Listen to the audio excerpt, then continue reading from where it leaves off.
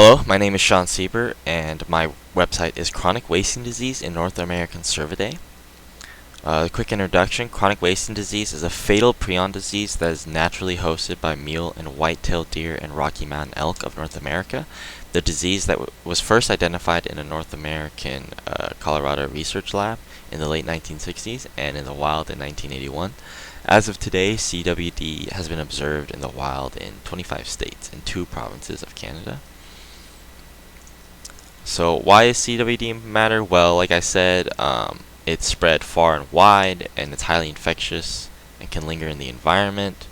There is no cure for CWD, and there's always a potential for mutation and transmission to other species, including humans.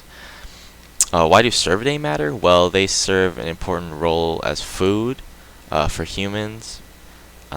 They are important culturally for hunting, and they are important herbivores for nutrient cycling and are a key part of the food web in the ecosystems that they live in. The current management strategies of CWD are broken into 2 categories. There are the early detection strategies and the late detection strategies. The early detection strategies employ non-selective culling to hopefully eradicate the CWD, and late detection strategies primarily employ selective culling to slow the spread of CWD, not necessarily eliminate it. And the effectiveness of these strategies vary greatly or are not well studied. So I think more research needs to be done to determine their true effectiveness and whether or not they should be continued to be employed, or if more avenues should be explored.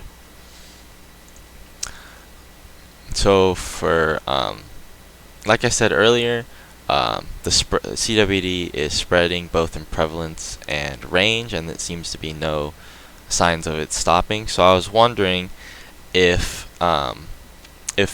increase of prevalence of CWD had anything to do or had any impact on the population size. And so for my original figure, on the y-axis I have yearly decline of the population in percentage, and on the x-axis I have the prevalence of CWD in percentage.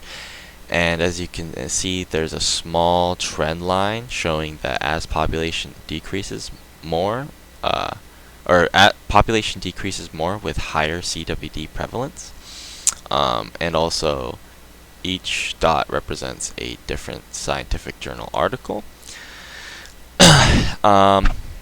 Because there are only 4 articles that had both CWD prevalence and population size change, I would say this positive trend cannot be labeled as a concrete, real trend, and if it could, it right now only be attributed to correlation and not necessarily causation due to the lack of studies. Currently, this trend could have been potentially caused by other disease outbreaks, habitat fragmentation, and/or climate change. Those factors were not factored out when the researchers were doing their research. And because of this, I think there needs to be more research done to determine if this positive trend really exists and if it is causation rather than correlation. I feel like determining whether or not it really exists is pretty important, given that it could potentially lead to the extinction of many species of Cervidae. And while we don't know too much about prion diseases and their mechanisms, and we have no cure, researchers are working on discovering them, and there are positive, good-looking breakthroughs that have been occurring recently. For example, one of them for the future of preventing and eradicating CWD, a 2020 study by Cervidae et al. Managed to determine that the diseases, that the susceptibility to CWD and natural variation in the disease's progression were moderately heritable in U.S. farmed white-tailed deer, and this study provides the foundation for maybe a genomically estimated CWD eradication and prevention program, where CWD susceptibility would be bred out of the genes of at least white-tailed deer. So that's something positive potentially to look forward to. These are my citations. Thank you very much for listening.